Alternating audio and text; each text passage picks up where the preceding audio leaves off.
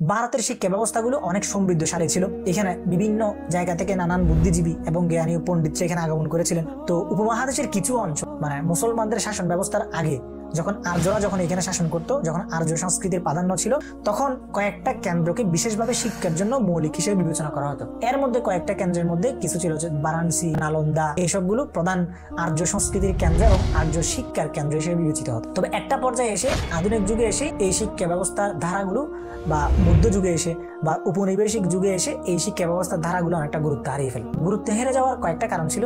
কারণ প্রধানত ধারা ছিল মৌলিকভাবে দুইটা। একটা হচ্ছে হিন্দুদের ধারা বা হিন্দু শিক্ষা বা পাঠশালা বা আর্য সংস্কৃতির ধারা, আর একটা ছিল মুসলমানদের শিক্ষা ব্যবস্থার ধারা। তো কিন্তু মুসলমানরা নিজেদের শিক্ষা ব্যবস্থা টিকিয়ে রাখার জন্য আপ্রাণ চেষ্টা করেছিল। নানানভাবে তারা নানান পট পরিবর্তন বা নানান ঘটনা, উপঘটনা ইত্যাদির মাধ্যমে তারা নিজেদের শিক্ষা ব্যবস্থা, শাসনতন্ত্রকে টিকিয়ে রাখার চেষ্টা করেছিল।